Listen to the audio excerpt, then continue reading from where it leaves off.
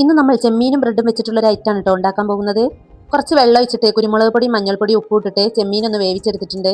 ഇതിലേക്ക് 2 വലിയുള്ളി കട്ട് ചെയ്തതും ഒരു ക്യാപ്സിക്കമളിന്റെ 1/4 ഭാഗം കട്ട് ചെയ്തതും ചെറിയ തക്കാളിയും കുറച്ച് മല്ലിയിലും 1 ടീസ്പൂൺ വെളുത്തുള്ളി ഇഞ്ചി പേസ്റ്റും ഇതിലേക്ക് എടുത്തിട്ടുണ്ട്. ചട്ടി അടുപ്പത്ത് വെച്ചിട്ടുണ്ട്. ഇതിലേക്ക് കുറച്ച് വെളിച്ചെണ്ണ ഒഴിച്ചെടുത്തിട്ടുണ്ട്. ഇനി നമ്മൾ കട്ട് ചെയ്ത് വെച്ചിട്ടുള്ള വലിയുള്ളി ഇതിലേക്ക് ഇട്ടെടുത്തിട്ടുണ്ട്. ലോ ഫ്ലെയിമിൽ ഇട്ടിട്ട് ഇതൊന്ന് വഴറ്റിയെടുക്കാം. ഇനി ഇതിലേക്ക് ആവശ്യമായിട്ടുള്ള ഉപ്പിട്ടെടുത്തിട്ടുണ്ട്. ഇനി നന്നായിട്ടൊന്ന് ഇളക്കി കൊടുക്കാം. ഉള്ളി ഒന്ന് വാടി വരട്ടെ. അപ്പോഴത്തേക്കും നമുക്ക് ഇതിലേക്കുള്ള ബ്രെഡ് ഒന്ന് മുറിച്ചെടുക്കാം. ഇതുപോലത്തെ മൂടി വെച്ചിട്ടൊന്ന് മുറിച്ചെടുക്കാം. എല്ലാ ബ്രെഡും ഇതുപോലെ ഒന്ന് മുറിച്ചെടുത്തിട്ടുണ്ട്. ഇനി ഇതിന്റെ ബാക്കി വന്ന ഭാഗം ഇതൊന്ന് നമുക്ക് പൊടിച്ചെടുക്കാം. അപ്പൊ അതാ ഉള്ളിയൊക്കെ നന്നായിട്ട് വാടി വന്നിട്ടുണ്ട്. ഇനി ഇതിലേക്ക് കട്ട് ചെയ്ത് വെച്ചിട്ടുള്ള തക്കാളി ചേർത്ത് കൊടുത്തിട്ടുണ്ട്.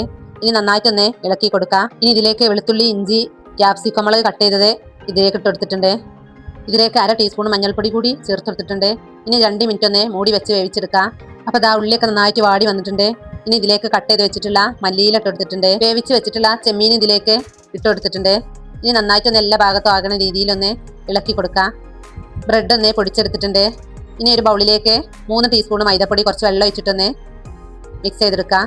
അപ്പൊ ദാ ദോശമാവിന്റെ പാകത്തിന് ആക്കി എടുത്തിട്ടുണ്ട്. ചട്ടിയിലേക്ക് കുറച്ച് വെളിച്ചെണ്ണ ഒഴിച്ചെടുത്തിട്ടുണ്ട്. ബ്രെഡ് കട്ട് ചെയ്തത് എടുത്തിട്ട് അതിന്റെ മുകളിൽ ചെമ്മീന്റെ മസാല ഒന്ന് വെച്ചെടുത്തിട്ടുണ്ട്.